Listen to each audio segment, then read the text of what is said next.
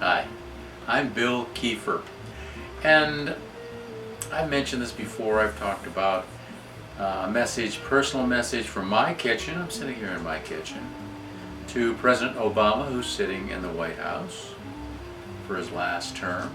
What do they call him? My lame duck.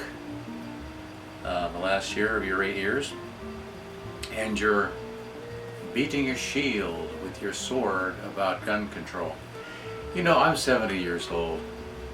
I've seen, and I'm a former U.S. Marshal, firearms instructor, military police, with the Air Force, a sergeant.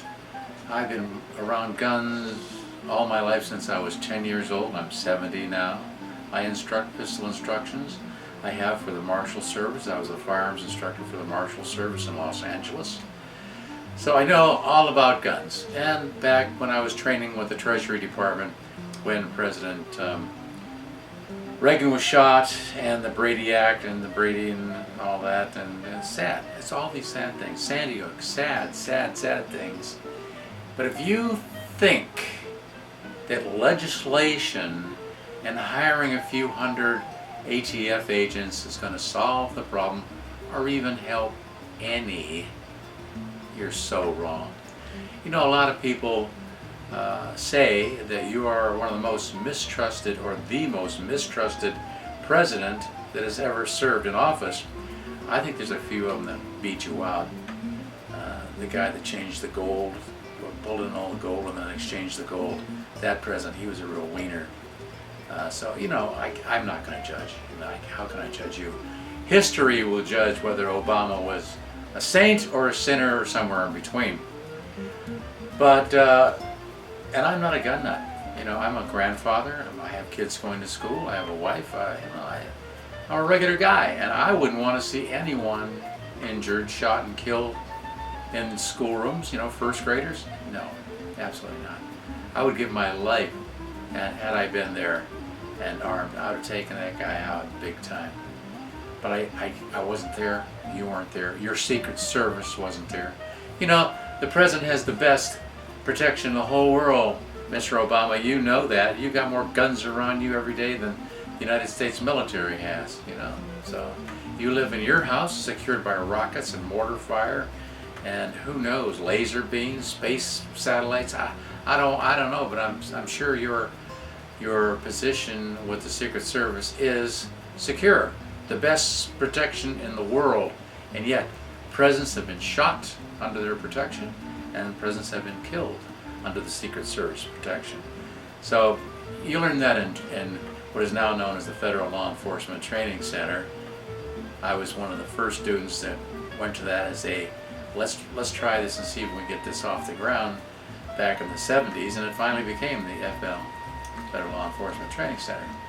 So I've been through all that training, and I'm telling you, you can't stop the wackos. They're at random. How do you find out that guy's crazy, that guy's crazy, that woman's crazy, he's going to kill you?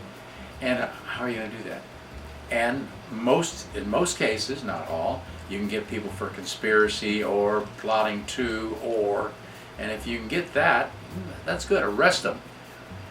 After the fact, after they shot and killed people, usually they turn the gun on themselves and kill themselves. So that's too late. Too late.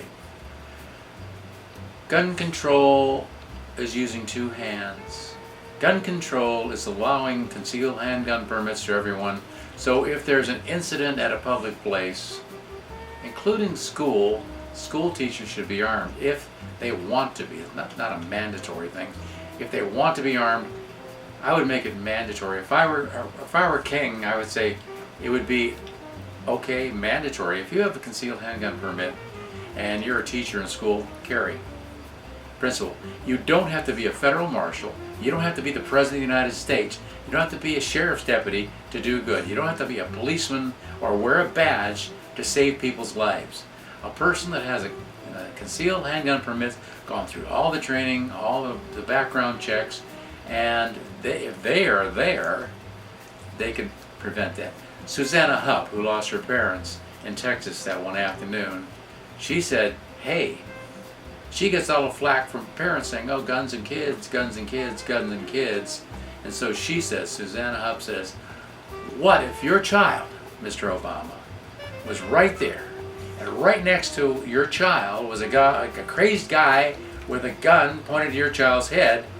Wouldn't you want to have someone, a person with a concealed handgun permit, to take out that guy before he kills your children? Of course. Of course. It's not, and even that's not the solution, but it's a step. Not stupid legislation. It won't work. You could hire 10,000 ATF agents. It's not going to help. Get a life, get a life, your last term in office, and who knows what it's going to be. History will say either Obama was a saint, a sinner, a nice guy, or a fruitcake. I didn't vote for you, but I wish you no harm. I just want you to go, go, go, go. I'm Bill Kiefer, retired now, 70 years old, former U.S. Marshal, been a shooter with a BB gun ever since I was 10 years old, and I've always said a policeman is there to help people and do good. Till next time. The existing rules and systems that we had in place. But today we want to take it a step further. So let me outline what we're going to be doing. Number one, anybody in the business of selling firearms must get a license and conduct background checks or be subject to criminal prosecutions.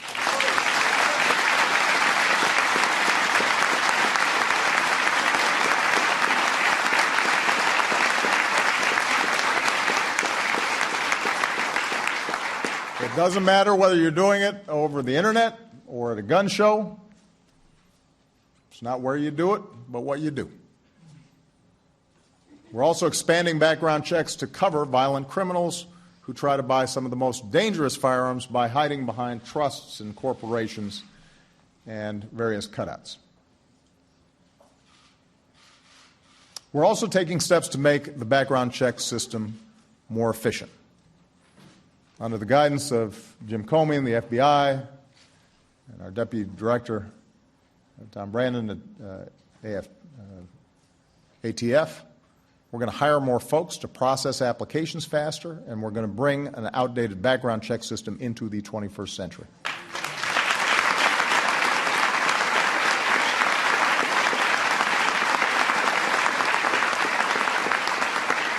And these steps will actually lead to a smoother process for law-abiding gun owners, a smoother process for responsible gun dealers, a stronger process for protecting the people from the public from dangerous people.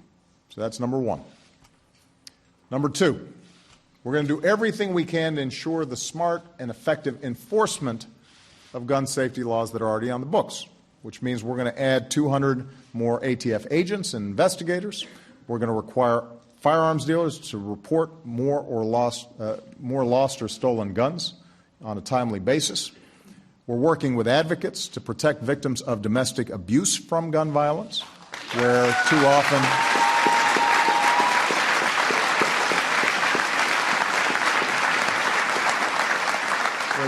often people are not getting the protection that they need. Number three, we're going to do more to help those suffering from mental illness get the help that they need. So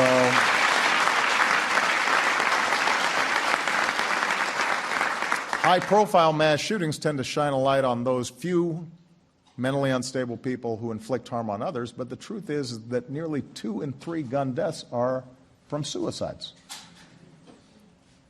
So a lot of our work is to prevent people from hurting themselves.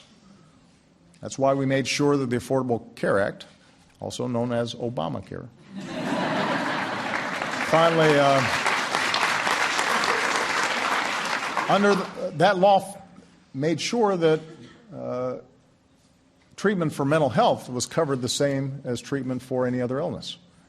And that's why we're going to invest $500 million to expand access to treatment across the country.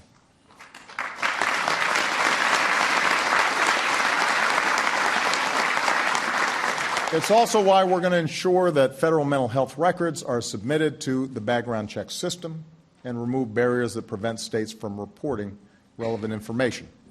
If we can continue to destigmatize mental health issues, get folks proper care, and fill gaps in the background check system, then we can spare more families the pain of losing a loved one to suicide.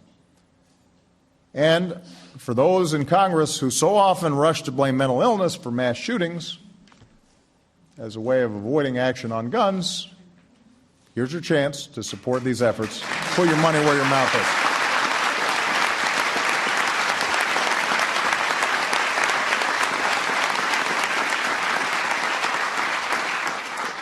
Number 4, we're going to boost gun safety technology. Now, today, many gun injuries and deaths are the result of legal guns that were stolen or misused or discharged accidentally. In 2013 alone, more than 500 people lost their lives to gun accidents, and that includes 30 children younger than 5 years old. Now, in the greatest, most technologically advanced nation on earth, there is no reason for this. We need to develop new technologies that make guns safer. If we can set it up so you can't unlock your phone unless you got the right fingerprint, why can't we do the same thing for our guns?